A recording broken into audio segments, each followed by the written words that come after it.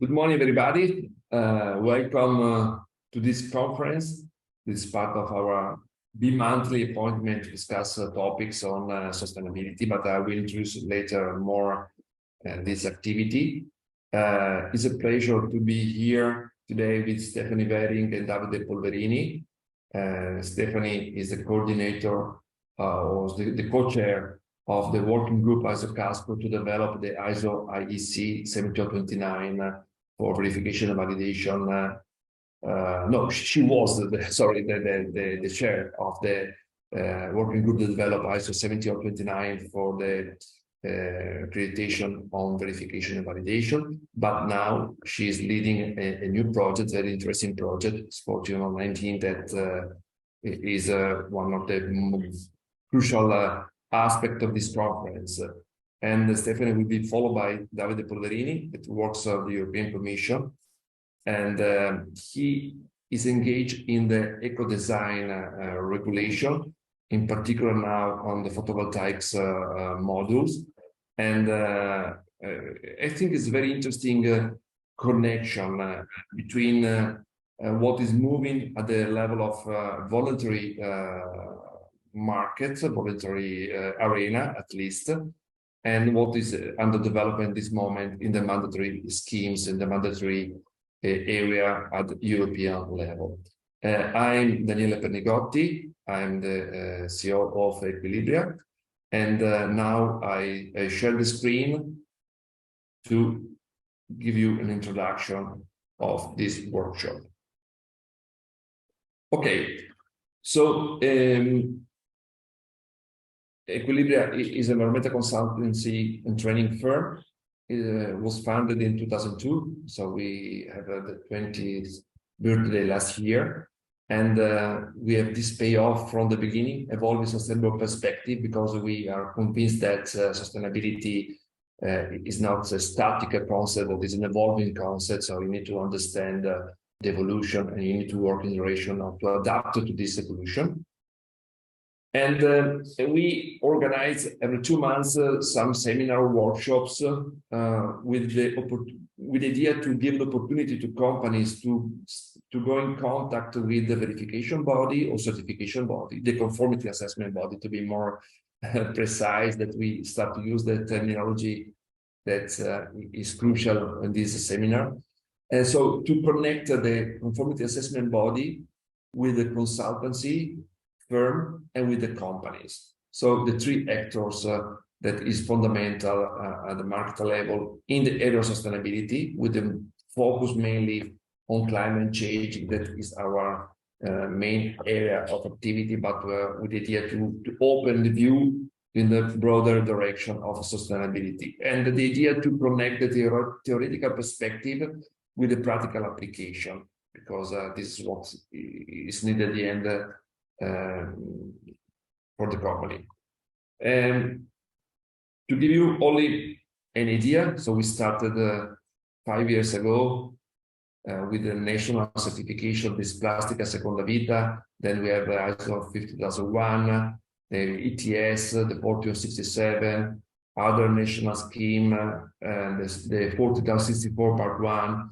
So the 7029 was with the NAB in 2020 in connection with ISO 14065, the B Corp certification, again ETS, because emission trading system is a key topic here in Europe, and ISCC Plus, and then bioliquid and biocarburant. I see some people that's in waiting list. Maybe we may accept it.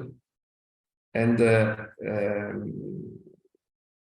circularity, and the national program operator of carbon footprint, and the PDR 125 on the gender equity.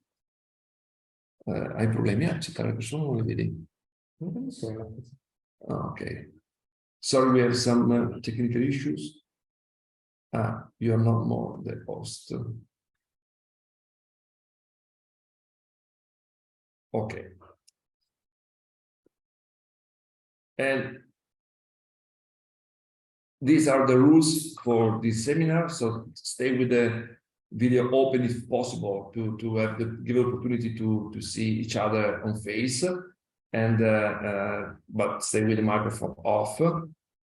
And you are more than welcome to share question on the chat, and but we also have a specific time at the end of the seminar where we have a conversation. So if you like to write some question, then we will manage the question at the end of the seminar, because the idea is to have 3 different presentation, and then the final discussion after a coffee break, obviously.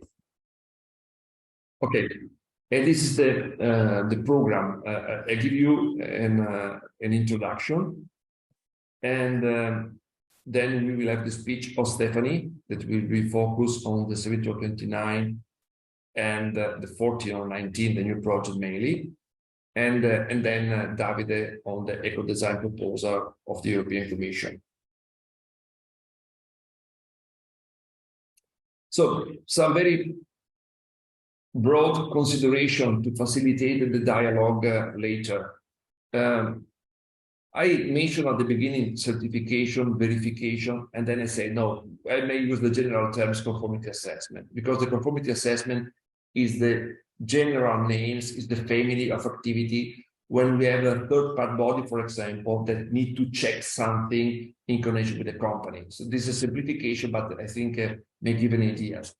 And so the idea of the conformity assessment, the need of conformity assessment is to ensure conformity to a specific standard, credibility of the commitment of the company in different directions, obviously, and also reliability of the claims. So obviously these are 3 different directions. It's not always all of them completely covered by each conformity assessment area, but it's to give you the general understanding.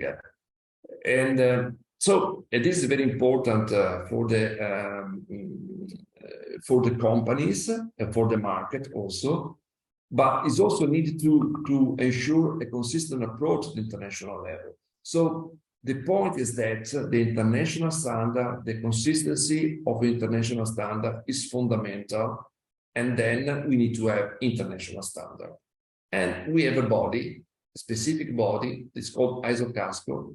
It is part of ISO with responsibility for conformity assessment. So all the standards related to this area are developed directly or with the contribution of ISO-CASCO. So sometimes ISO-CASCO has the full leadership, the full management of the process. In some other time, ISO-CASCO is given the competence and given the consistency, participating in the working group developed under other ISO technical committees.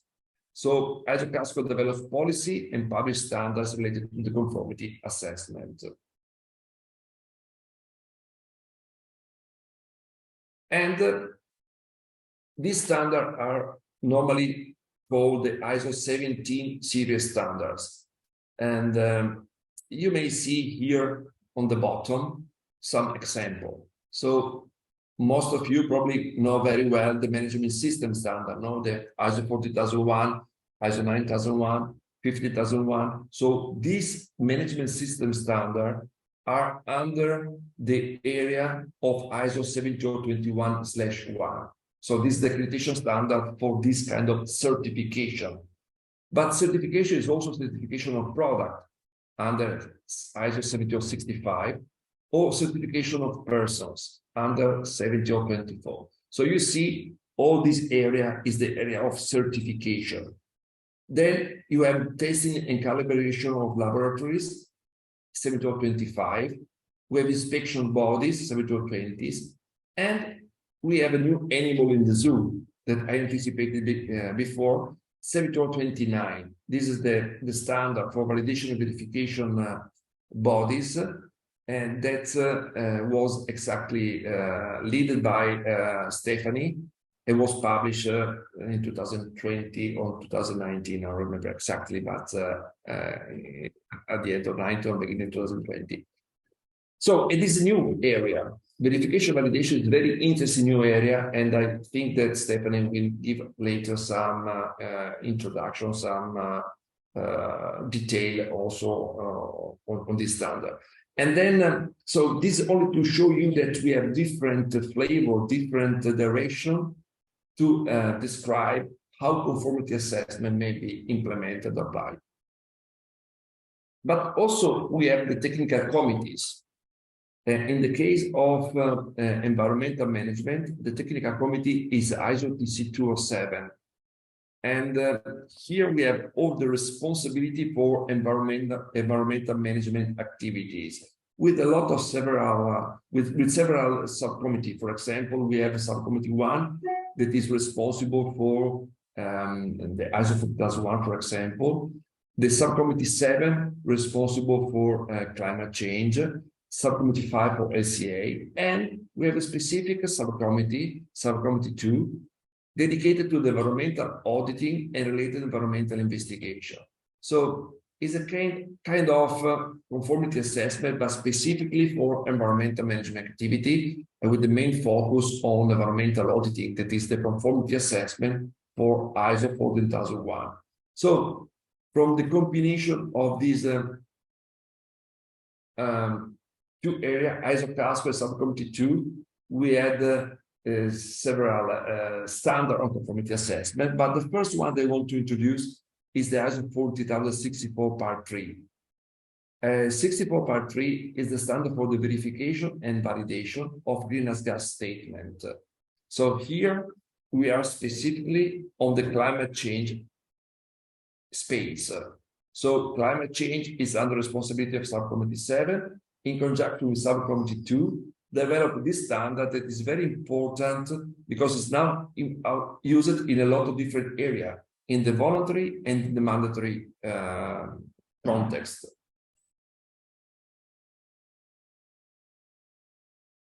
And there is another level for the accreditation, because ISO 14064 Part 3 is the process standard for verification and validation. But 65 is the accreditation. And it's also interesting that with the new version of the standard, now the scope was enlarged to include also all environmental statement. It's not more only for greenhouse gases, but 14065 is implemented, is used for environmental information, verification and validation. And if I use the word verification and validation, you may directly connect with ISO 7229, the ISO Cascade standard that I mentioned before. So it means that in the environmental area, we have a combination of two standards. 7229, that is generic standard for the all kind of verification and validation. A 40065, the standard dedicated only to the environmental information.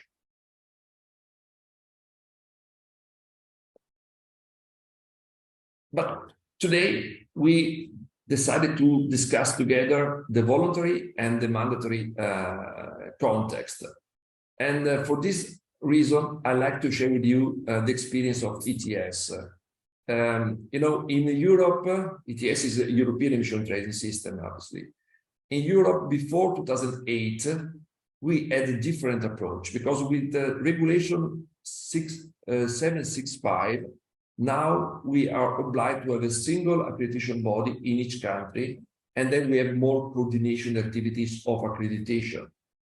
But in the past, there was more approaches for the accreditation verification of ETS. And this creates some problem of consistency. So to use different kind of approaches, for example, certification of product, in connection of certification management system. So having different rules for the accreditation implies different approach for the conformity assessment activity, and then the risk to have different result or different level of check of the information. For this reason, the European Commission decided to develop a specific regulation, AVR, that is based on 40064 Part 3 and 65, but a specific regulation for emission trading system that is now applied in all countries around Europe. And please pay attention. Let me spend one more minute on the very important result of this approach. Because in the past, having different reputation body, different conformity assessment activity in all countries was creating some problem of consistency. Now, a common rule for verification, a common rule for accreditation give more consistency and more credibility in the result and the reliability also on the conformity assessment activity. So I think this is very important result for ETS. At the same time, we know that there are other areas where conformity assessment is needed. For example, we have the CSRD and the Corporate Sustainability Reporting Directive is a very important, very interesting directive. It gives us the possibility to understand a more consistent approach in the future in the disclosure of information on sustainability. So crucial directive. At the same time, this directive allows to develop different approaches for the assurance services. And then, this is my personal view, I think that we have the risk to have the same kind of experience that we have in the past for ETS. So having different approaches in different countries reduce the consistency at the European level. So this is one of the reasons because we decided to put together today Stephanie and Davide to facilitate dialogue between the voluntary area with the ISO experience and then the mandatory area with what is going on in this moment with the European Commission. Again, this is the point. So the directive gives freedom to each member state to develop national requirements for the verification and accreditation. So you may understand how the situation may evolve through all the countries in Europe, no? And the risk that is, in particular for this kind of activity, where you're disclosing information and there is a risk of not consistent approach. And in addition, the proliferation of more different conformity assessment scheme is also creating the risk for the citizen to be confused on the meaning and reliability of ESG information. And this is particularly interesting in this moment where ESG is growing day by day of interest in terms of strategy for the company and also communication needs and direction for the company. So the idea to have different approaches may feed the risk to give less clarity on the information. And the natural consequences is the risk of washing. All of us know very well the greenwashing, and we know there are other regulations for the environmental claim under development at the European level, and all of us really await this document with a lot of expectation, because greenwashing is really a problem in the market in this moment. But the risk is that also the washing will increase of visibility. It's not only the ESG takes more interest on the market, but the risk to have in parallel an increasing of washing in the social washing, in the pink washing, for example, for gender equality issues, and etc. So again, the need to have a consistent, reliable, and shared approach for the conformity assessment for CSRD, for example, is fundamental to make this tool as a success at the European level. For this reason, to avoid the risk described, it's fundamental to create a commonly accepted and recognized schemes. So I'm really, really happy today to have the opportunity to have a common discussion with Davide. We also have in the previous weeks and months some opportunity to discuss together on what is going on in the eco design for the conformity assessment. But really, I'm really happy to have the opportunity to have a discussion with Davide together with Stephanie, because we may share needs and also risk in connection with the conformity assessment at the European level. So my view is that we need to have fully recognized, fully accepted at the international level tool for verification and validation. Today, we discuss about ecodesign, but for sure, we may also have the opportunity to discuss about the CBAM, the carbon border adjustment mechanism. It's no responsibility of Davide for sure, but it's another area where we expect to have a very full clarity on the approach for the conformity assessment. We have other colleagues today here that are not European, and I'm sure that they have expectation to understand the clarity on the conformity assessment on other directive and regulation at the European level. And this is the reason, because we expect that this is a mistake here. It's about 14 or 20. The 1419 for the validation verification body for sustainability is fundamental, is needed in order to give clarity on the market. Thanks for the attention. Sorry, I had some technical issues during my speech, so I was distracted in some moment, but I hope that my point was clear enough. And so now I give the floor to Stephanie for her speech, introductory speech. So Stephanie, the floor is yours. Thank you. Thank you so much for the invitation. I'm really happy to be in this circle and discuss with you today. And also, Daniela, thanks for your contributions. You mentioned the joint working group is now developing the standard I'm going to refer to, and that is on the basis of our fruitful communications and coordinations and exchange. So thanks again for hosting a great deal of that work. And for preparing what I'm going to introduce in terms of conformity assessment and its spots in the greater landscape of environmental, social, governance, sustainability issues. I'm going to hit the button here. Okay, I see you're nodding. Well, thank you. I'm going to dive a bit into the project of actually assessing, checking, contextualizing information related to ESG and sustainability aspects. In terms of validating and verifying them, that is confirming that they are actually trustworthy and reliable. And as you heard, that is a standardization project we just recently started. So the subject of my presentation is more or less a moving target, but I'm very happy to share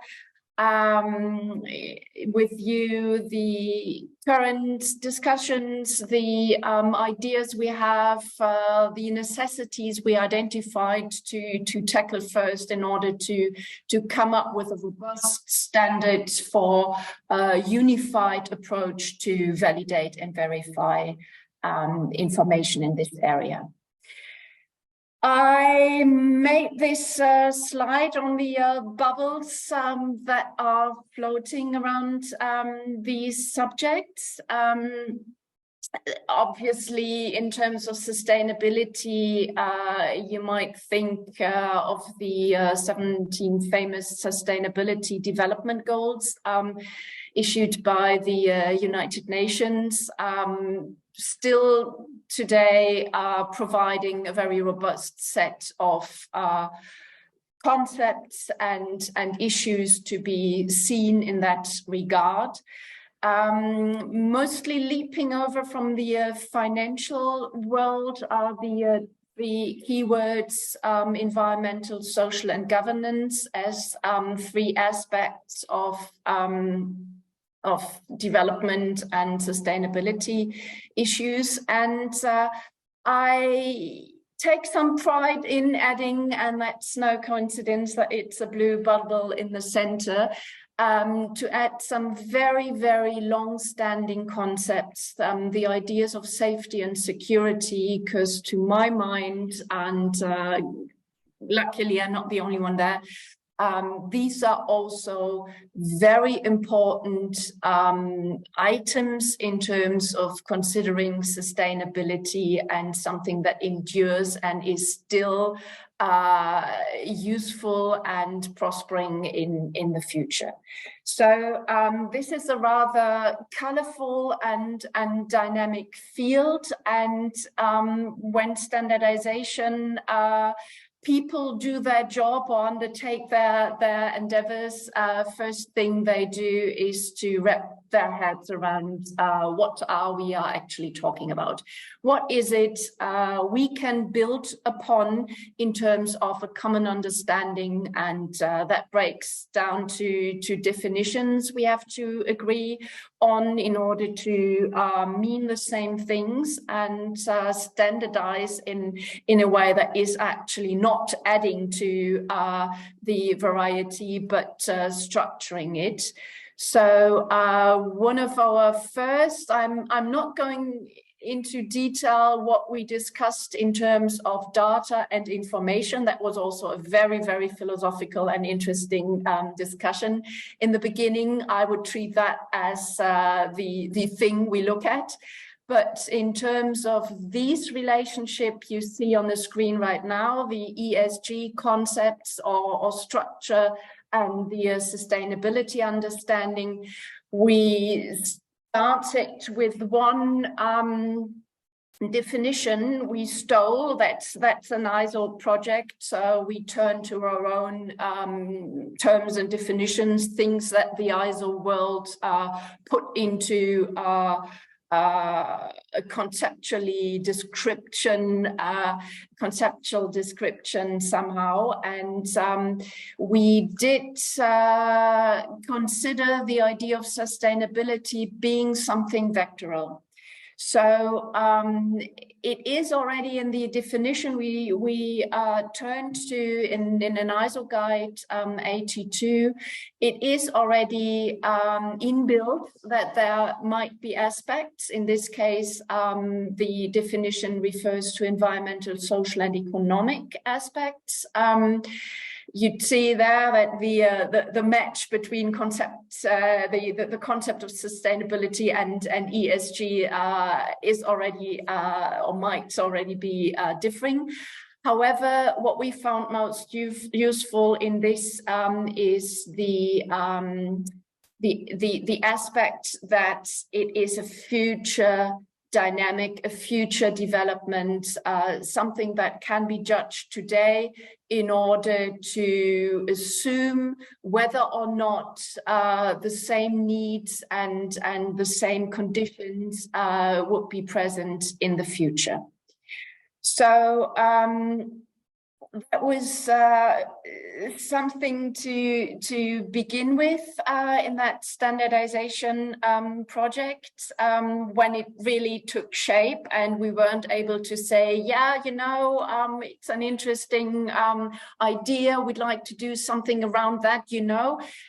Here we really needed to settle some conventions and some common understanding, and so we took on board the idea of sustainability being something that leaps from now to the future and that can be judged now in terms of future developments according to particular aspects.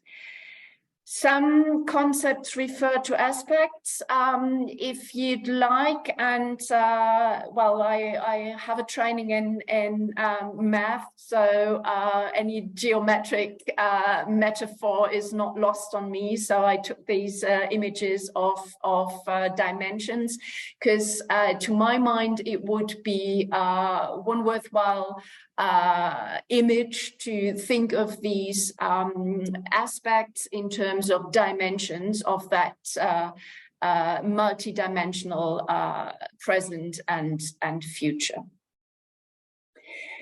So if we do think of sustainability as some sort of prospect state, but with a prospect and that vector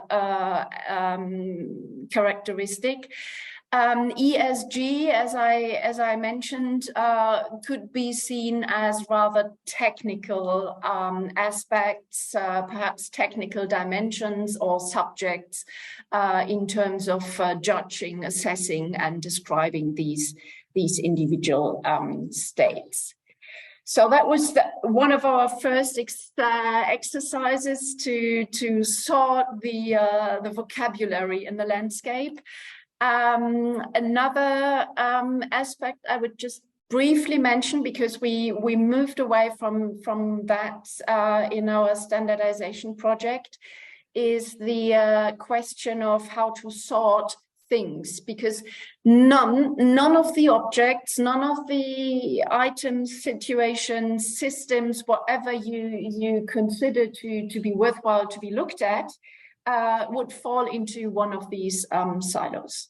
So just as two very brief examples, if you think of green in a city, if you think of parks and nature, that has obviously an environmental aspect, but if it's to be used by people who live there, the social aspects cannot be underestimated. So a simple green in between two roadblocks could already serve two of these dimensions, and the same I would describe for a workplace environment. Any occupational health or safety issue, for instance, to me would be very social.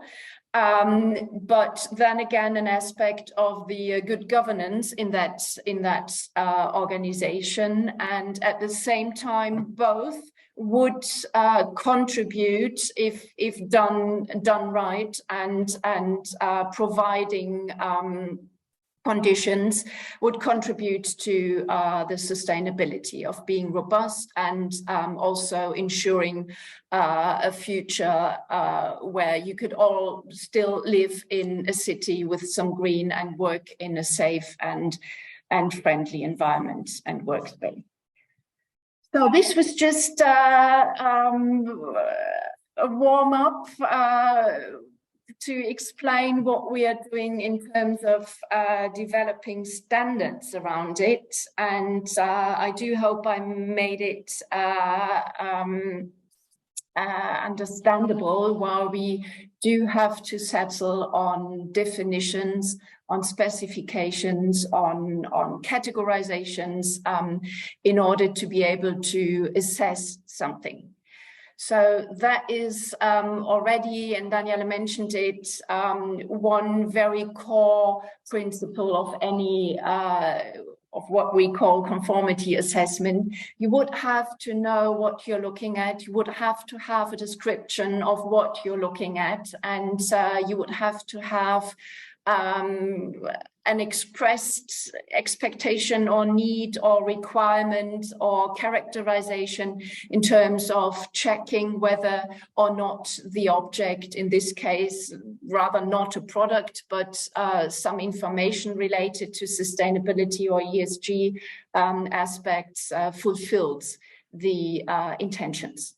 So that is one of the first very, very crucial prerequisites for any assessment in terms of the ISO IEC 17000 series, to have a clear description, a clear definition, a clear understanding what I'm looking at and what I expect this thing to do or to be, in order to be able to judge it, to assess it, and to come to a conclusion whether it fulfills or meets the expectations or not.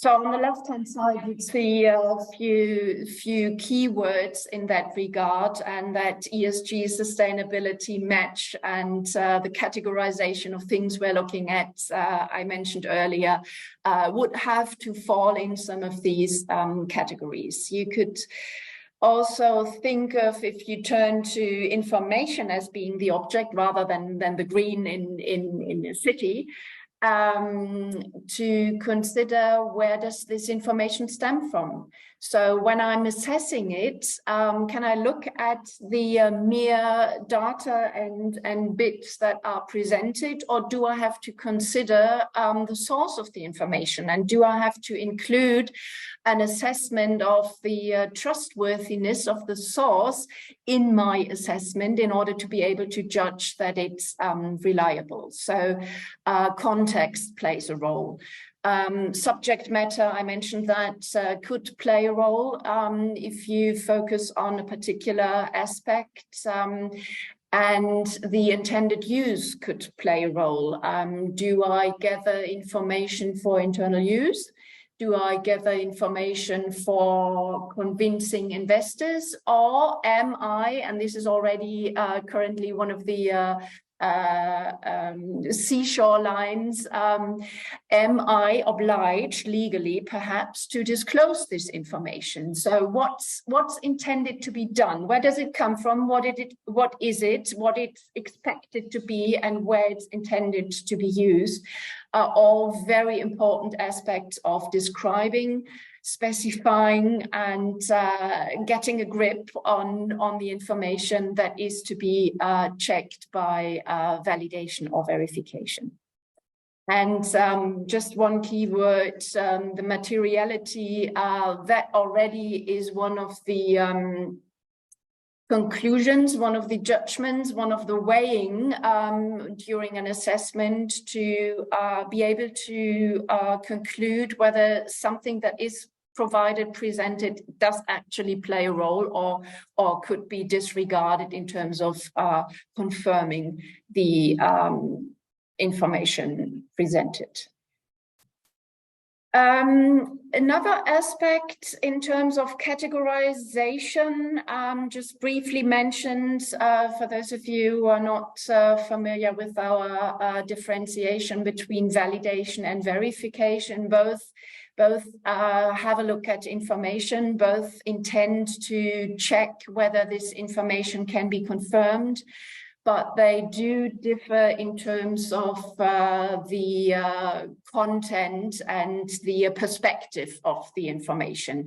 If it's information relating to the future, something that is planned or intended or expected, this information can be checked by validation, and the check will result in a judgment of plausibility, of feasibility, while information related to past events, to data already obtained, would be an object for verification, and that is a check whether this data is correct. There are no mistakes, and it's actually true. And so with these requirements to start with, and tools to tackle it, the actual conformity assessment could start. And one of the assessment processes where we're going to standardize with that new project, not unlike other projects that came before. Daniela mentioned the ISO 14064 Part 3, the assessment procedures to check greenhouse gas information and reporting. Here we would have to describe methods and procedures. We would have to describe, in addition to the description of the information we're looking at and what we expect this information to be like and to contribute or provide, we would need the recipe to tackle it. We would need perhaps schedules at which time in the project course or at what point in time during the day, or at which site, or at a site at all, or by document review only. So there are many aspects of how to do it, and how to judge, and how to assess, and what the methodology would be like. And in the terminology of conformity assessment, we would call that a program or a scheme, where the full set of rules and procedures, what's to be looked at, what it's expected to be, and how it is to be looked at, and last but not the least, who is doing it, would be compiled in one set of regulations, rules, specifications to apply, and eventually to provide assurance on in this case, confirmed information, reliable information, in other cases on safe products or effective management systems. So on the left-hand side are a few aspects we're going to treat in this, or we will have to treat in this standardization project. What kind of data we're looking at. So not only where does it come from, what it's intended to be used for, but also are these figures? Are these figures I could perhaps check by doing my own measurements or calculations? Or do I have to develop indicators and criteria because the data I have to check is not in terms of measurable and quantifiable units, but rather qualitative statements and claims. And I would have to have some grid, some structure and reference to judge and sort this kind of information.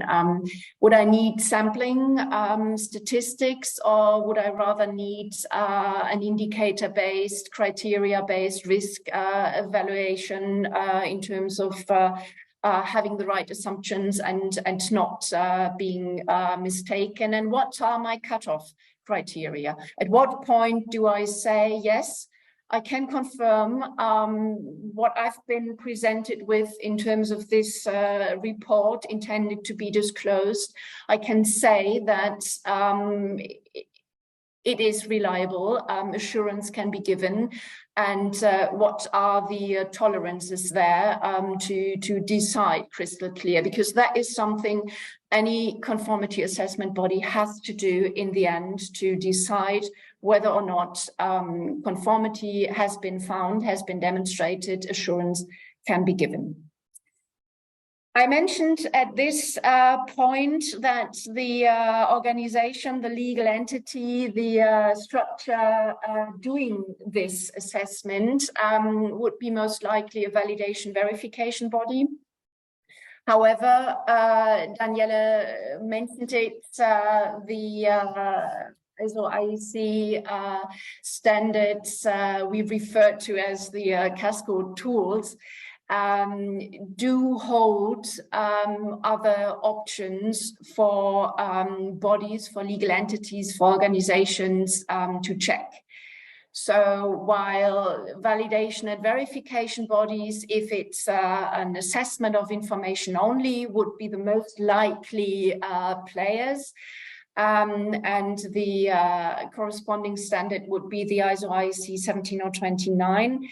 It is also a very likely possibility that a validation verification result contributes to a larger or a different conformity assessment job, perhaps for the certification of products, or the certification of services, or any other inspection or testing setup and program. So the idea of standards that are compatible and can be combined is something we consider very carefully. Okay, just some final facts on the standards I referred to. We're currently developing, and the motivation is super high, I can tell you. We are very engaged. We are improvising in terms of meeting formats. So many people do stay up overnight in order to be part of the process. We are very motivated to take on speed. So we're using the limits of what's possible in terms of development phases in order to provide something at the earliest moment possible. The ISO 14019 generally intended to provide processes for validation and verification of quantitative and qualitative information on sustainability aspects, is the overall title, and it is already, you'd see that by the bold words, validation, verification, quantitative, qualitative. We might not get away with just one document, one process description. So we have already two parts on our plate.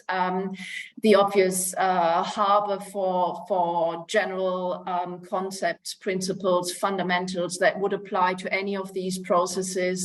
Terminology being one very prominent example of that, future part one. And we started developing a part two on the verification process. And as you see further down below, part three on the validation process is already on the menu and will be the next course. I'm very confident there. So this is undertaken at the international level. That is also one, and with that I would also hand over to Davide. That is one commitment we have, nationally, European, regionally, and other regions as well, and globally, to intend to develop global standards that would not end at some countries' borders and allow for a global task to be treated by a global standardized approach. So it was very clear to us that we would aim at an ISO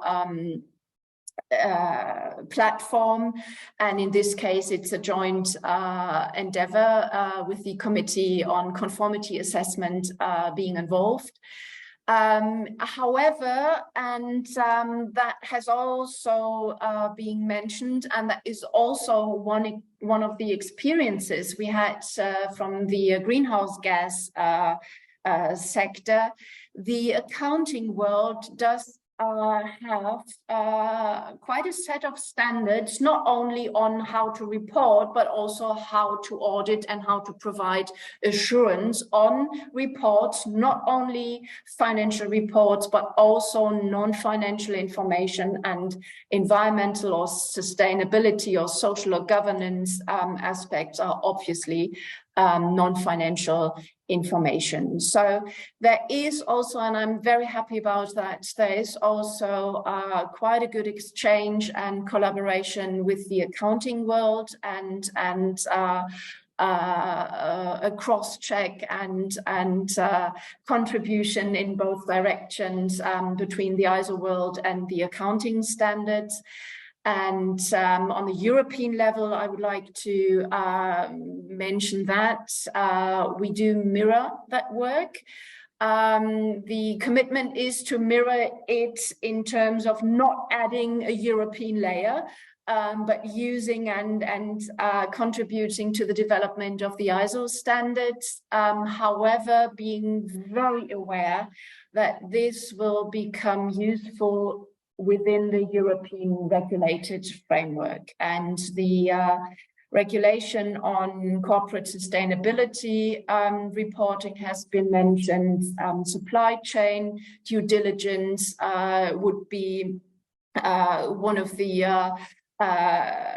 areas we will have to look at, and there are other and plenty applications. We just yesterday discussed how the right to repair that is intended as part of the circular economy action plan could be addressed by validating information that something is repairable, or verifying information that something has been repaired in conjunction with functionality tests, for instance. So we do see a great spectrum of applications on the European level, and that is why the European standardization bodies are also very closely engaged, and that is, needless to say, also in conjunction with the European legislators and the Commission. So I will end here. I thank you very much for your attention. I didn't monitor the chat, so I will stop sharing here in order to be able to see you and hear you, and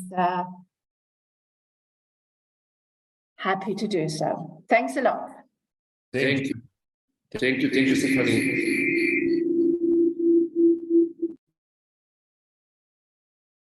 Thank you, Stephanie, for the presentation. Very interesting. You mentioned the key word for the verification validation is assurance. So we need to give assurance on quantitative, and you also mentioned qualitative. That is one part of the innovation of 14/19 that I'm sure will create an interesting debate, interesting progress in the area of verification validation.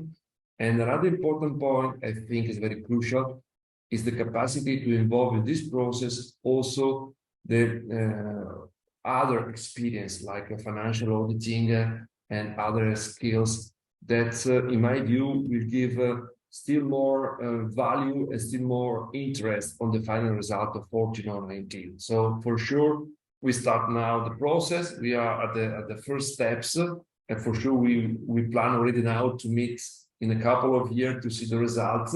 But before to move to the presentation of Davide, we deserve to have a coffee. So my suggestion is to have a 15 minutes break, and 20 to the hour, we start again with the other presentation and then the plenary discussion. So thank you for the moment. See you in 15 minutes.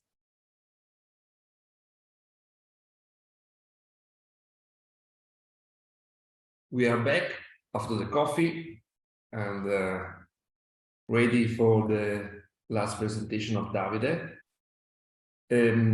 Yes, so now we have a presentation on which verification tools in the ecodesign proposal of the European Commission. So this is the key point that Davide will introduce us to facilitate the discussion, the final discussion, where I expect to have a very interesting input, comments, and discussion between all the participants. So, Davide, if you're ready. Thank you. Can you please confirm you can see my screen? Yes. Yeah. Okay, perfect. So I start. Obviously, I'm only seeing my screen. So if there is anything, please do interrupt me, because I don't have the means to check and see the chat. So good morning, and thank you for your invitation at this interesting workshop, which I think is a good occasion to indeed present a strand of work which we are carrying out currently at the European Commission, which can be very much related with what you have explained so far, and actually could represent a kind of a test case. I am Davide Polverini, and I work in the Directorate General GROW of the European Commission, and I'm working on the implementation of the eco-design policy. This is a presentation which will then be calibrated on a specific product group, photovoltaics, but I will start just with a few introductory slides of about what is the eco-design policy in general, because I think it can be useful for an introduction, as I understand not all the audience may be familiar with this piece of legislation. So the Eco-Design Directive 2009/125 is, I would say, one of the most renowned pieces of legislation at European Union level for what concerns regulating the environmental impacts of products, in particular of energy-related products. We are regulating products for what concerns, in particular, the aspects of energy efficiency, and since a few years, also aspects related to circular economy. The directive in itself was, however, formulated quite in a broad way, so we see potential for also potentially further expanding the possibility of proposed new requirements. And in fact, you will see soon a proposal for work on potential requirements on the carbon footprint of photovoltaic modules. Typically, eco-design goes hands in hands with the energy labeling. You may be more familiar with the energy labeling because the energy label is the quite well-known pictogram, that label that you find on the products, even when you go to the shopping malls to buy a refrigerator, a washing machine, informing you specifically about the energy performance of the product.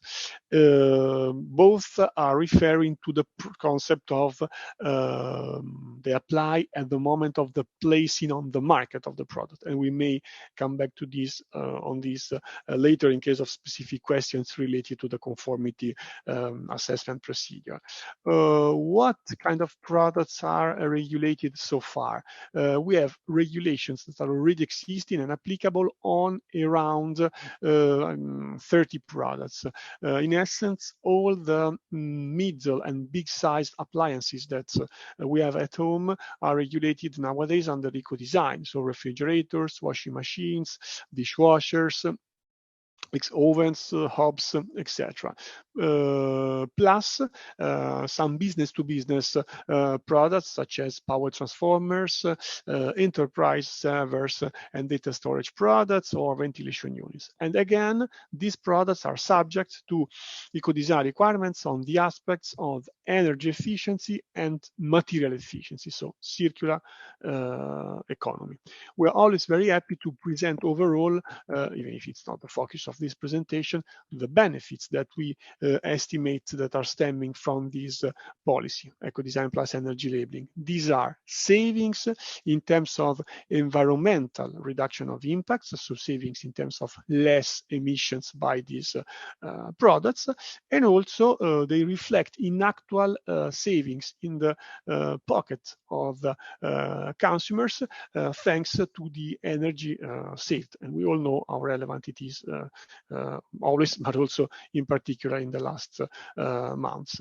There has been also a positive impact in terms of extra revenues for the industrial sector, thanks to the improved quality of the products. Going specifically to the case under analysis, we are working at the Commission on a potential regulation related to photovoltaic products. This is coming from a study which we initiated in 2017 with our colleagues at the JRC, the Joint Research Center, which is the technical and scientific branch of the Commission. And we launched the study to analyze how to tackle with regulatory approaches the environmental impact of photovoltaic modules and inverters. And the conclusions of the study were that a policy mix foreseeing eco-design plus energy labeling plus green public procurement criteria was seen as the optimal one. We, as DG Grow, are working now on the preparation of the potential eco-design requirements and the energy labeling.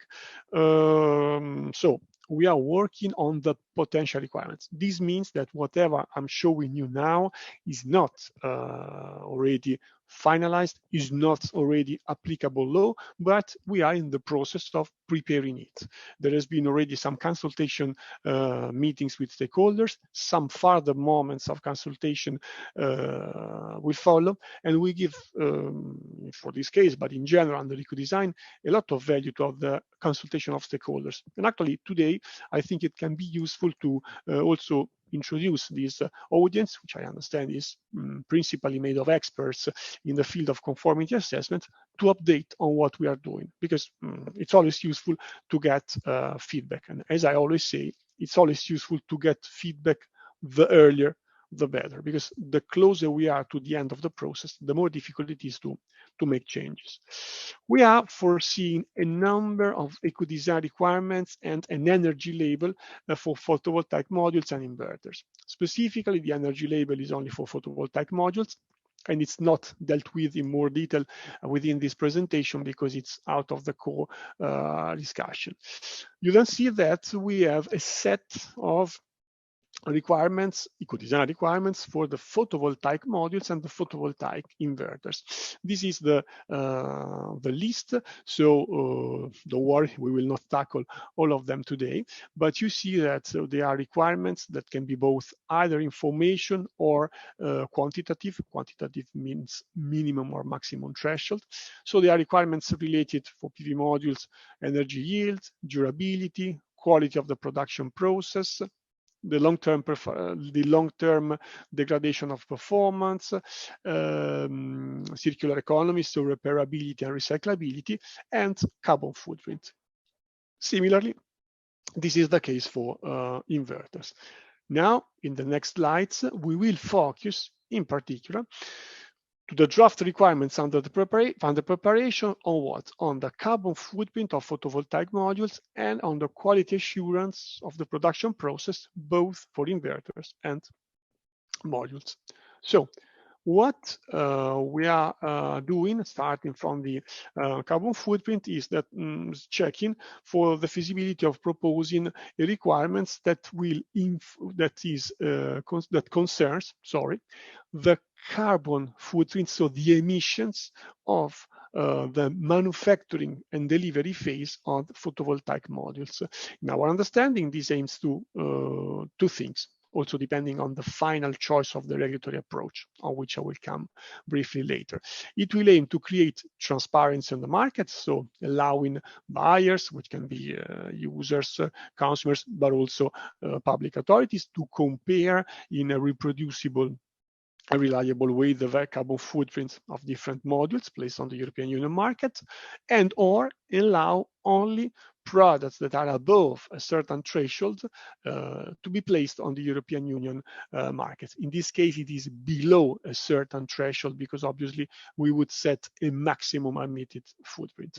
Why we're doing this? Well, first of all, from the preparatory study, it emerged, I would say quite obviously, as it was very well known already in literature, that the production phase of photovoltaic modules is very relevant in terms of environmental impacts. Again, it's not surprising because photovoltaic modules, during their operational lifetime, they produce electricity. So the environmental impacts are vastly positive, whereas on the contrary, it is the moment of the production when most of the impacts are realized. We're also seeing that at member states level in the European Union, there are already some jurisdictions, I understand Italy, France, and Spain, that have already introduced schemes, in particular for the public procurement for photovoltaic modules, requiring in some cases information, in some other cases even quantitative thresholds on the product's environmental or specifically carbon footprint. We would relate this parameter to the so-called impact assessment category of climate change, expressing it in grams of CO2 equivalent per kilowatt hour produced by the photovoltaic product. This is a bit technical, but in essence, just to tell you that it is a carbon footprint normalized per the quantity of electricity produced by the module. When obviously we started to formulate the requirements, we were in the need to establish a granular, detailed, reliable methodology. And actually we found to already have the, let's say, solution in-house. Within the Commission, there has been the initiative about the product environmental footprint category rules. I would say one of the widest exercises at global level of translating life cycle analysis into policy. So basically we had, thanks to this, also the results available of a pilot that established these rules for the calculation of the carbon footprint for photovoltaic modules and the related data sets. I'm not going into more details on this because I don't think it's in the core of the interest today. We would cover a number of technologies, but just for your information, nowadays more than 92% of products on the market are silicon-based. So that will be certainly the category of most relevance. And thanks to these rules, we can discriminate, we can granularly ask the manufacturers to input and characterize the carbon footprint with specific inputs about the bill of materials, about the energy used in the various subphases of the manufacturing process. In terms of how actually to regulate the carbon footprint, we are still working on it, deciding. So these are some regulatory approaches on which we are working, and still we don't have the final view. There are different possibilities. We could impose the ecodesign requirement as a maximum admitted threshold for the carbon footprint. We could impose the ecodesign requirements on the as an information requirement. We could impose to report this information, for instance, in the product information sheet of the energy label, or we could imagine to have quantitative requirements on some specific parameters like silicon content, yields, etc. So these are all regulatory solutions that we are exploring. Nevertheless, what comes after, and it's more, let's say, of interest for you, I think it is for the conformity assessment. Very briefly, we are also working on the requirements on durability.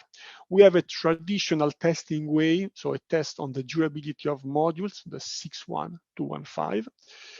And then we would have, which is part of the interesting novelty, the proposed requirements on the quality of the manufacturing process, meaning we recognize during the analysis carried out in the preparatory study that the quality of the manufacturing process is of paramount importance in order to ensure that products with low defects will then be placed on the market, and ensuring that the defect rate is minimized is again very much important. Why? Because, I mean, it's important, I would say, for all products, but in this case it's very much important because modules are then placed for operational lifetime of 20, but even 25, 30 years. So we don't want to be in the situation that we risk to see defects materializing after 15, 20 years. So by working on the improvement of the quality of the manufacturing process, we want to minimize this. And basically that would be the request to operate in line with, as it is done already under several other schemes, on with a series of quality objectives and controls of the manufacturing process, establishing quality performance of the key materials, monitoring programs, maintaining the records of production, keeping in mind to have a change management system for the materials and processes. And this is something where it is also the novelty, and I'm going to the core, about the new proposed conformity assessment procedure.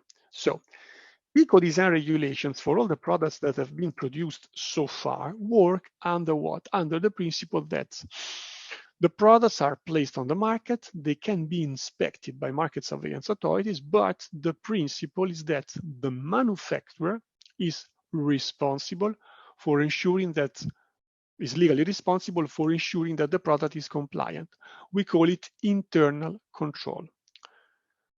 That would be the case for this regulation for all the requirements that you have seen, excluding the carbon footprint requirement and the requirement on the quality of the manufacturing phase, for which we are thinking to propose a procedure that would foresee, I'm just jumping, the use of a module, so-called module, sorry for jumping in slides, a so-called module D1 of the various types of conformity assessment procedures foreseen at European Union level, which would foresee the need of an external body that certifies the respect of the requirements, only again for the requirement on the carbon footprint and of the quality of the manufacturing process. Obviously, this would be a declaration to be presented by the manufacturer when he or she places the products on the market, and to be presented, if needed, to market surveillance authorities of the EU member states in case of checks. You probably, most of you know better than me, this system would basically be based on the systems of the so-called EU notified bodies. So member states would take responsibility for assessing and designing these notified bodies. There would be the process of accreditation. It will be possible for the manufacturers to choose the notified bodies. We are also planning, probably around the month of September, to organize a stakeholder meeting specifically targeted to promote some interests of entities, of experts that could be interested in qualifying in future as notified body for this type of conformity assessment procedure, because obviously we would need this type of expertise at European Union level. So the requirement on reliability, but also the one on carbon footprint, would be based again on internal production control plus quality assurance system approved by a notified body. Again, module D1. This would mean in particular that the notified body verify the declaration of the carbon footprint and of the situation around the quality of the manufacturing process, would basically have to carry out a number of activities with the manufacturer, including a non-site audit to check the quality system of the manufacturing process, and also any production-specific parameter for the calculation of the carbon footprint. So this is foreseen as a possibility. So the use of notified bodies, it's foreseen as a possibility in the ecodesign directive, and would be again integral part of the process of preparation of checking of the compliance. So again, the manufacturer will be responsible for compliance for all the requirements that we saw very briefly here. I don't know, on, for instance, energy yield, repairability, recyclability. In the case of inverters, again, efficiency, smart readiness, repairability, recyclability. These would be with the traditional internal control. But again, for the aspects of the quality of the manufacturing phase and the carbon footprint, the idea is that the manufacturer would have to get this certificate of conformity by a third party, the notified body. So we are devising the process on how this could be effected, again starting from the general provisions of the D1 module. So we could imagine that the manufacturer lodges an application for verification, and we expect the same body that it is checking the quality of the manufacturing process to also check the carbon footprint. Within this application, there would be a supporting study, for instance, containing the documentation of the information put for the calculation of the carbon footprint, the so-called company-specific data, which means, for instance, how much energy did you use in the various phases of the manufacturing of your module? What was the energy mix of this energy used? What is the content of silicon that you are using? What is the yield of the module? Then it will be up to the notified bodies to take responsibility, verify and take responsibility for checking that all the information are true, with special attention on the company-specific data. Again, with the idea, at least in the way we are organizing the process, that the checking of production-specific data should be with on-site visits. So, in case of positive assessment, there would be the issuing of the certificates. There is also a kind then of maintenance that we foresee. Obviously, the certificate would not be permanent. It would have a limited validity in terms of timing. We are thinking to 3 years. Afterwards, there would be the need for annual surveillance and recalculation and re-verification in case, following some changes to the production process or to the product features, there would be a worsening of the carbon footprint of more than 10% compared to the verified data. If interested, I can share afterwards the documents that we sent already to stakeholders in 2 previous stakeholder meetings that we had about on how we are, in legal terms, devising this process. I'm sorry to have bombarded you with all this information. I hope it was clear, or at least partly clear. And that's it for the time being. Thank you.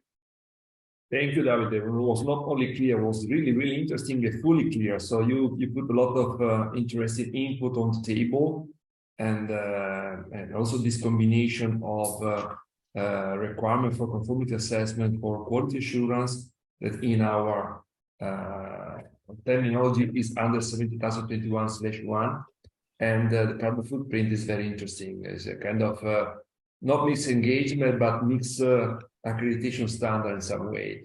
But I like to open immediately the floor for question, comments. I don't know if Stephanie, if you have any immediate reaction to Davide, or vice versa, Davide, if you have a reaction to Stephanie. Otherwise, we open with the question in the chat. Thanks. I'm fine. I can only reiterate what you said, Daniela. That was very interesting and very clear. So thanks a lot.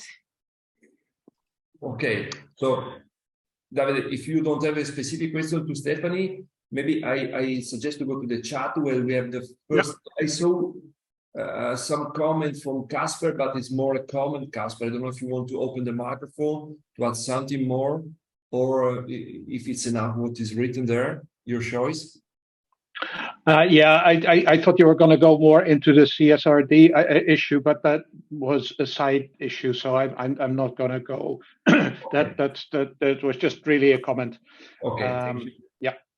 Thank you, Casper. So the next one is Subhan from the Korea Accreditation Body, and Subhan, I don't know if you want to share directly your question, or if it's enough if we read the comments. Is directed to Stephanie. Stephanie, if you need to have more details, or if you want to. No, I'm fine. I completely understand that question. Thanks a lot. I will take the very neutral and consensus-oriented perspective of ISO. At least for the time being, we do try to not end up in a competition of systems and approaches and standards. So I would be reluctant to answer who we will in the end. It is definitely and confirmedly our commitment to harmonize as far as possible. So I mentioned that the accounting standard setting boards, their standards are slightly their structure of their standard landscape is a bit different to the ISO standards. In the end, if you apply all the standards needed for one engagement, it's all there. But where the ISO Casco standards, for instance, include aspects on impartiality and confidentiality and the good conduct and consistent operation of the conformity assessment as a structural requirement to the legal entity that is understood to be the conformity assessment body, the accounting world does have a series of ethical standards that apply to engagement. So they do have their context of how can it be done properly, as we do, but just in a different format and in separate documents. So in the end, our hope is that there won't be a die-hard competition and win or loss for either of the communities. They do have their specifics. They do have their traditional area of application. And we try to synchronize and harmonize as much as possible. We do share our drafts and we are provided with the accounting standard drafts. So we do our best on the technical level. It is not to be expected that there will be a complete merge of accounting world and conformity assessors. I would rather see, as we did already in the greenhouse gas reporting and verification area, somewhat an overlap where, for instance, accounting firms are accredited as verification body or as system certification body. So I would see the synchronization and harmonization on the technical level. In terms of companies and market actors, I'd expect a continued separate economy. However, this might also correspond to the future applications. So there might be more technical oriented validations and verifications, traditionally perhaps more in the competence area of the conformity assessors, while there might be other clients and applications traditionally closer to the accounting world. So my resume and my perspective would be that there should be room enough for both communities, and we do our best to not have conflicts or complete contradictions on the technical level. So I hope that responds to that question. I could quickly pause there, otherwise I would turn to Kaspar's question on the timeline. Maybe I that off quickly. As I mentioned, we're pushing for it. We're really pushing for it. So we envision, and we're quite committed to realize actually a very best case scenario that would provide the standards at the moment. The CSRD, for instance, comes into force. So in terms of standardization project development steps, we intend to have a committee draft in September. We intend to circulate that draft for commenting during October and November. We squeezed a meeting in between Christmas and New Year's Eve. So we are confident that we could have a public draft very early 2024, let's say February. that would mean that after summer break next year, the standards could be published. That is the very best scenario, obviously, and we're doing our best to synchronize that on the European level, so not to get out of rhythm and choreography there.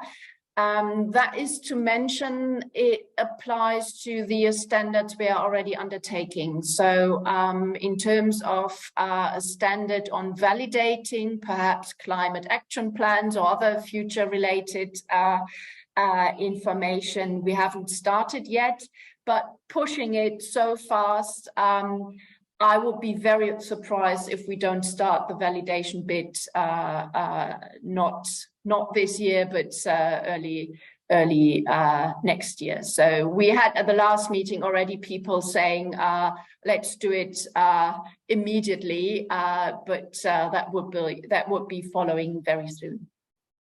Yes, definitely. Thank you. And I also take the opportunity in consideration with this very challenging timeline to invite all the expert interested person to participate through their national standard body. So obviously, it's always interesting to have a larger participation. So all of you are invited in this process. Yeah.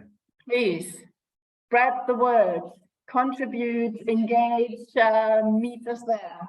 Be prepared that we're really pushing it. So, yeah, most welcome and most appreciated.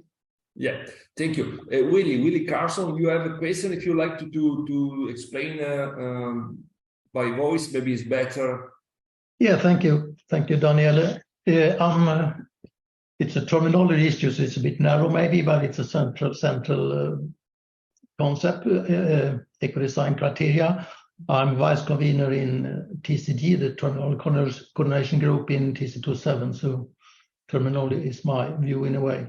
I also have been working with ecodesign. So my concern is that in ISO standards and IEC standards on ecodesign, we see and define ecodesign as a process, and that was a unanimous opinion and decision, as I remember. But it seemed to that when I read EU directives, other EU documents, you seem to use ecodesign criteria as criteria for products, which is in a way a bit confusing, and it's partly in conflict with how we look at ecodesign in ISO and IEC. So that's my question. Why do you choose the term ecodesign criteria for product? Because I think that's not how industry sees what ecodesign is.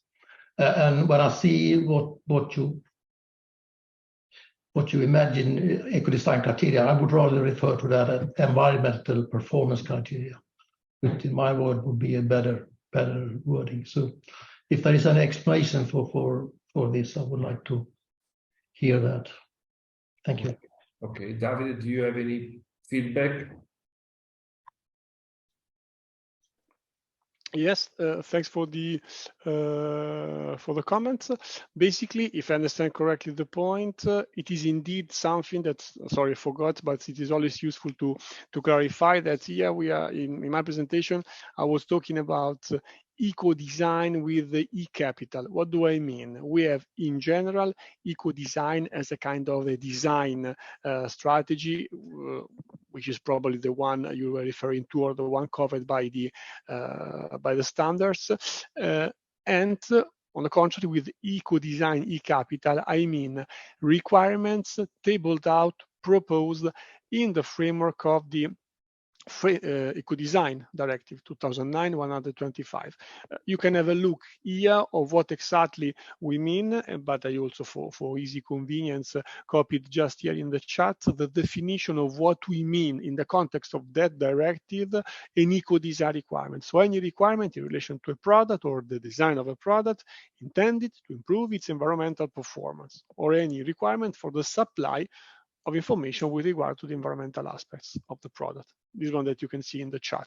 So this is the framework, the legal framework under which we propose this requirement, and we think this is a definition that fits to the various types of requirements that we have proposed so far So again, mostly energy efficiency and material efficiency, but also these new type of requirements that we would propose. Thank you, Davide. And so we have Maureen. Again, Maureen, if you prefer to express your question by voice. Yeah, thank you, Daniela. I would like to, good morning, everybody, especially Stephanie, always good to see you. Thanks, likewise. It's been a while again. EA, the European Cooperation for Accreditation, has been working on a proposal and has discussed this with the European Commission, I think 2 months ago.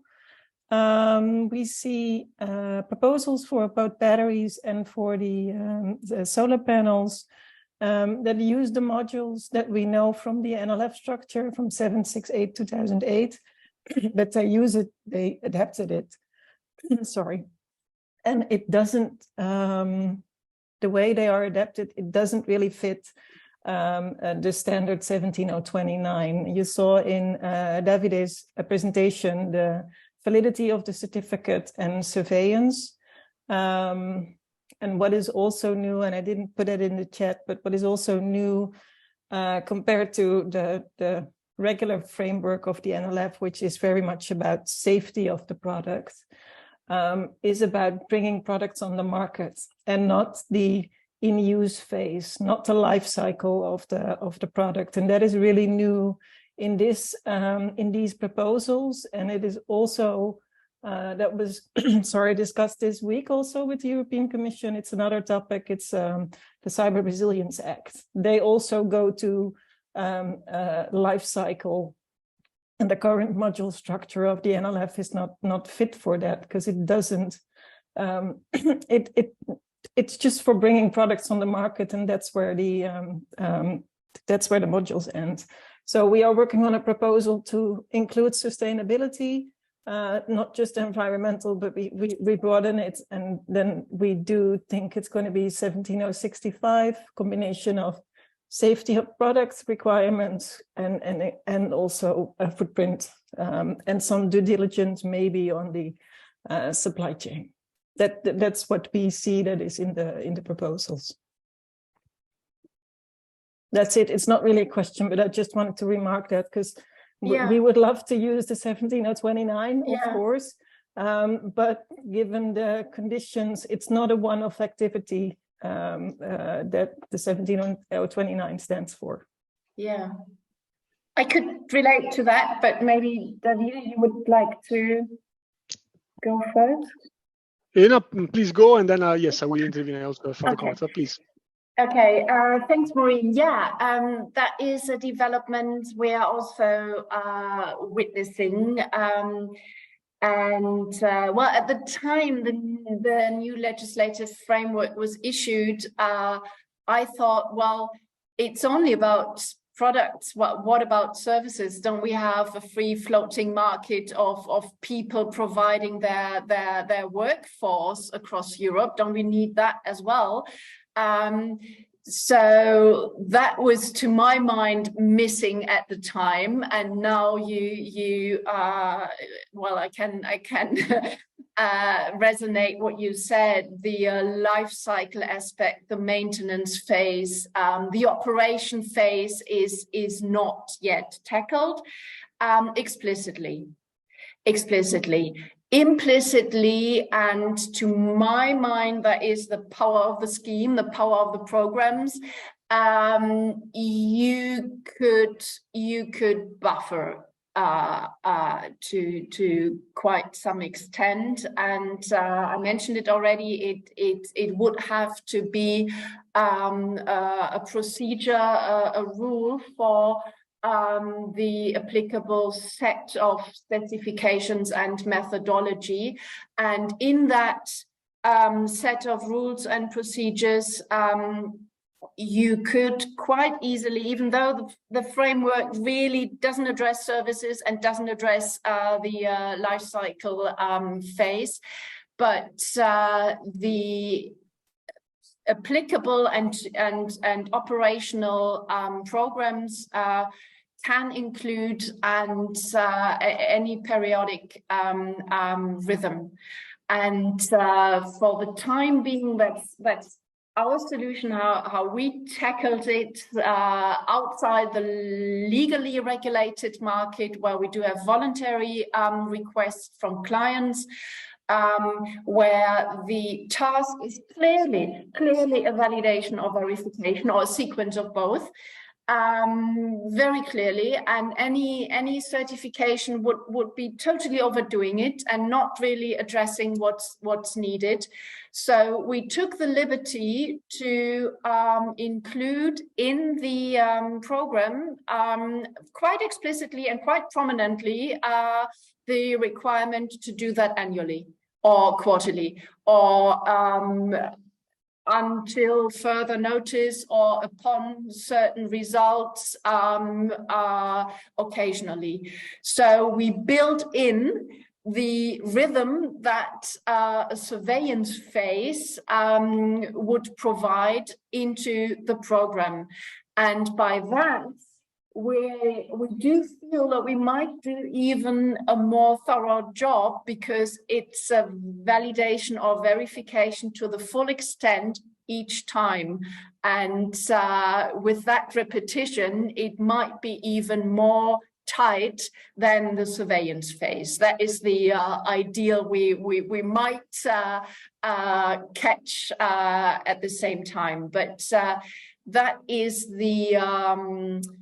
the solution we found, where the activity is clearly calling for validation verification. However, on a more continued timeline, we do build that into the program. And yeah, full stop. I could go forever on that, but I'd rather stop here. Thanks. I also have some comment, but first, Davide, if you'd like to add something. Yes, thanks to two aspects. So thanks for the information about this proposal that has been sent to the Commission. I don't have it, so I mean, if you can share, it can be always useful. Obviously, I imagine that it is something horizontal, so you will be discussing with my colleagues of the horizontal unit on market, on internal markets, I guess. But just to say that, obviously, we refer for this implementing regulation that we would propose to the already existing legislative scheme, including the currently existing modules of what it is the decision 765. So we have obviously to refer to what is the current legal framework, where we think this procedure in the way we are proposing it is legally suitable. And I would just want to highlight a specific point. I mean, it's a nuance, but I think it's important. Yes, indeed, we would bring into the assessment the elements of life cycle. However, we are putting a lot of efforts to ensure that exactly all the parameters can be verified until placing on the market. What do I mean? I mean that all the parameters, we call them activity data, that should be filled by the manufacturer when determining the value of the carbon footprint. They are all data that either they are related to the manufacturing process, and then the need for this of the check of the notified body, or are things that can be tested. For instance, the expected yield of the module is not a value that you can put just because you're a manufacturer and you have a warranty. No, it's in agreement with the testing carried out according to the standard 61853. So a test that can be checked at the moment of placing on the market. A very specific nuance: the recyclability rates are fixed, because obviously we cannot under ecodesign mandate something that can be checked then after the placing on the market. This is not feasible, and we are not imposing. So we are making a lot of attention that whatever will be declared can be checked. Again, either at the very moment of placing on the market with tests, or during the manufacturing phase, and not after. Thank you. Yes, I also want to add something because this discussion on 7065 and 7029 is very interesting. And also, some way is showing the conformity assessment diversity that we had in the past for DTS before the publication of ABR, where different countries, different approaches was applied at the same time on the market. For sure, the use of the word certificate, in my view, for carbon footprint is inappropriate. So my suggestion, I'm happy that we are still in the starting phase, in the initial phase of this development of the documents, but I'm more in direction of the verification, and even the constant surveillance that Maureen is absolutely right, is not under the 3029, is probably inappropriate. In my view, is taking inspiration from EPD, for example, where with the old approach of EPD, where we have a 7065, but now EPD need to transfer to 7029 because it's an information, environmental information that need to go under verification and validation. So again, the validity and should be managed by the program, as already mentioned by Stephanie before. So I see all the possibility for the program to say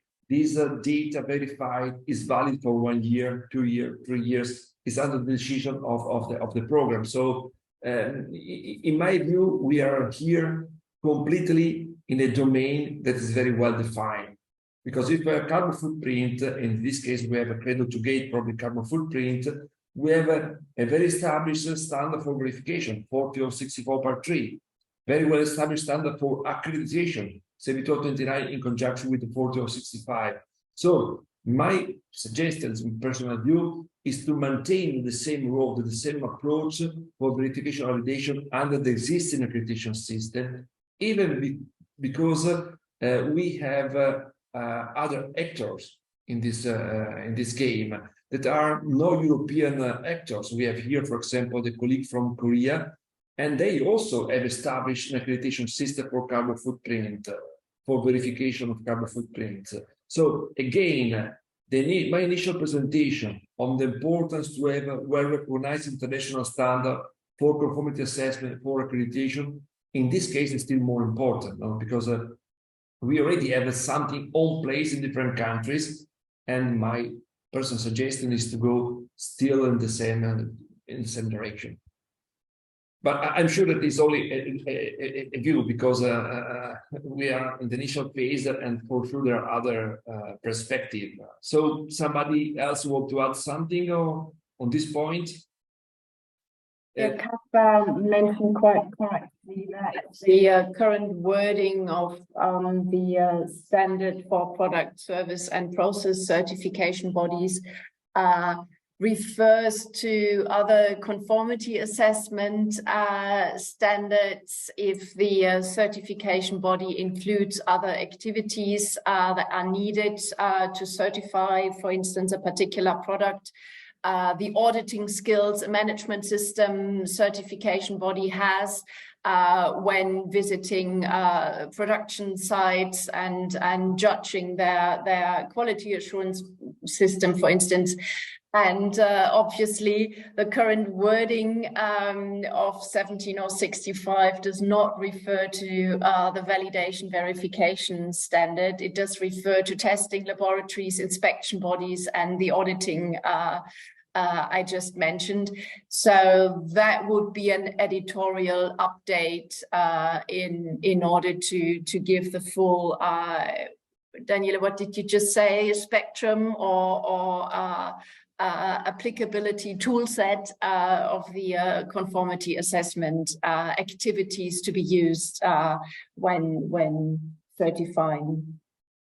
Okay, I see Caspar nodding or thumb up.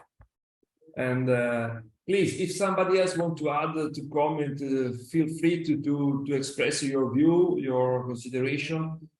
We have time, and then there is a very, very important, very great opportunity to have Stephanie and Davide with different experience, with different view, but that is converging in the common ground. Now, what we need to have in terms to give more consistency. Okay, if we don't have more questions, maybe I will ask Davide and Stephanie for some closing remarks.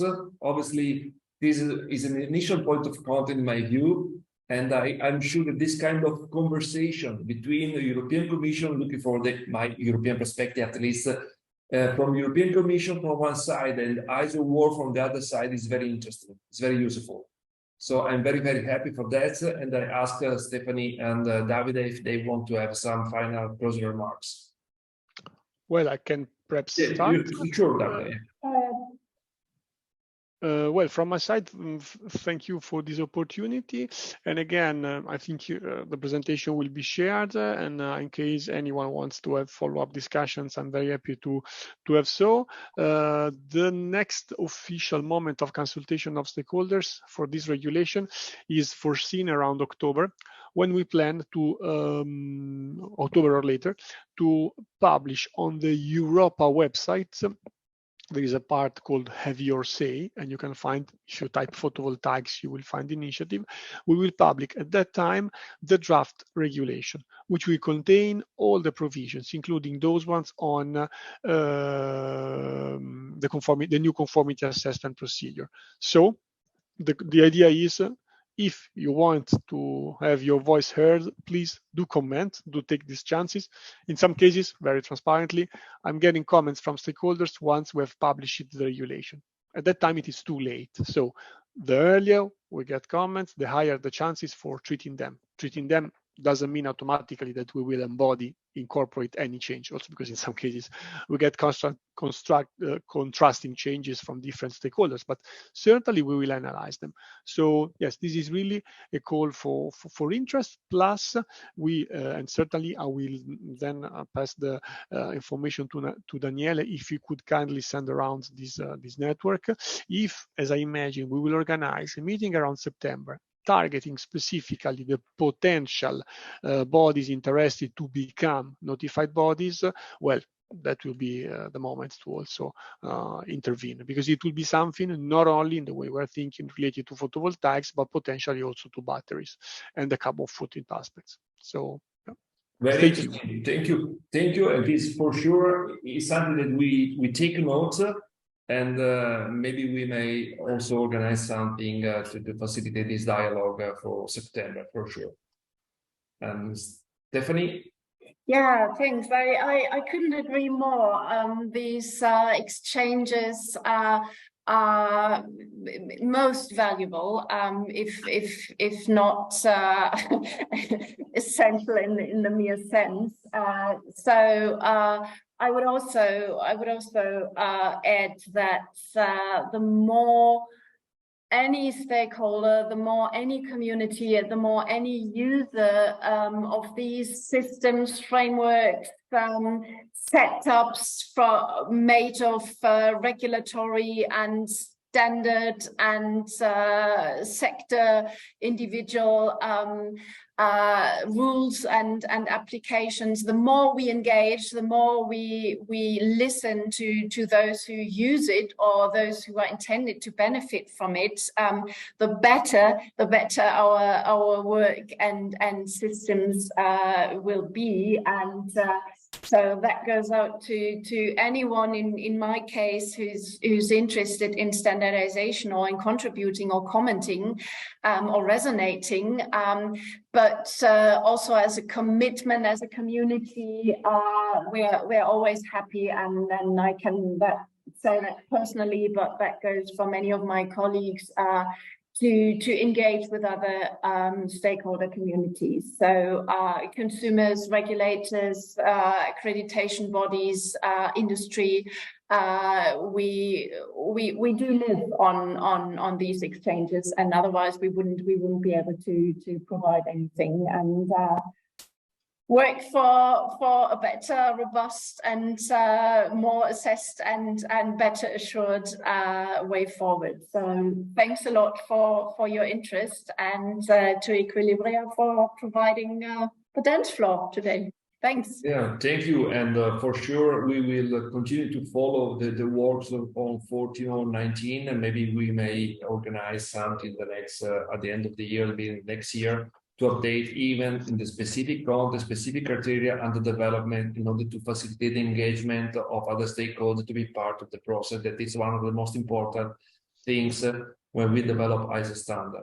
So I'm very happy about this seminar, this workshop, because was our first opportunity to facilitate dialogue between European Commission and ISO representatives. My dream is to have a similar approach for CBAM, Carbon Border Adjustment Mechanism, and also the Carbon Sustainability Due Diligence Directive. That is another very important directive. Unfortunately, often when the regulation and the directive are developed, the conformity assessment is the last problem, the last part of the process. All the attention is on the technical topics, on how to build up the structure of the document, and at the end we have the conformity assessment. But we need to anticipate this dialogue, because if we leave at the end, maybe we will have not the best option, the best performance, and then the conformity assessment, as we mentioned before, is crucial to give consistency, credibility on this tool on the market. So thank you everybody for your participation. Thank you in particular, obviously, to Stephanie Bering and Davide Polverini for their excellent presentation and contribution. And I hope to see you soon in another seminar. Bye-bye. Thanks a lot. Bye-bye. Thank you. Bye. Be well. Take care. Bye-bye, everybody. Bye, and thanks.